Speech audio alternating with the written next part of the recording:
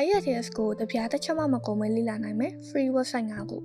IELTS ဖြည့်ခြင်းပေမဲ့တန်းတန်းစိတ်မတက်နိုင်သူတွေကိုယ်တိုင်လေ့လာဖို့ research ကောင်းမရှိတဲ့သူတွေနဲ့အနာဂတ်မှာ IELTS ဖြည့်ဖို့စိတ်ကူးရှိသူတွေတေချာပေါက်ကြည့်တဲ့ဗီဒီယိုလေးပါနံပါတ်1 British Council အင်္ဂလိပ်ဘာသာစကားကိုသင်မှုလူတိုင်းငယ်ချစ်ဦးတော်တင်စားလို့ရတဲ့ British Council ကတော့ scale အစုံတဲ့ sample test တွေနဲ့ study tip တွေအပြင် video lesson တွေပါ free ရနိုင်တဲ့ website တစ်ခုပါနံပါတ်2 IELTS.org IELTS ရဲ့ official website ဖြစ်လို့သူစီကရတဲ့ practice material နဲ့ exam edit information တွေကစိတ်ချရပါတယ်အထက်နဲ့ result တွေဖြစ်တာမို့ exam preparation အတွက်တော်တော်အထောက်အကူဖြစ်မယ့် website လေးပါနော်နံပါတ်3 IELTS list ဒီတစ်ခုကတော့အလုပ်သက်အတွေ့အကြုံများရဲ့ teacher list ရဲ့ IELTS twist နဲ့ strategy တွေကိုလေ့လာနိုင်မှာဖြစ်ပါတယ်လိုအပ်တဲ့ guide တွေပါအကုန် free ရမှာဆိုတော့လက်လွတ်မခံသင့်ပါဘူးနော်နံပါတ်4 IELTS Belly website IELTS တမားတွေရရဲ့တော်တော်ရေပန်းစားတဲ့ website ဖြစ်ပြီး exam strategy ရဲ့ lesson တွေနဲ့ essay တွေကိုစိတ်ကြိုက်လေ့လာနိုင်ပါတယ်ဒါအပြင် test တွေကိုပါအကုန် free ပေးထားပါသေးတယ်နော်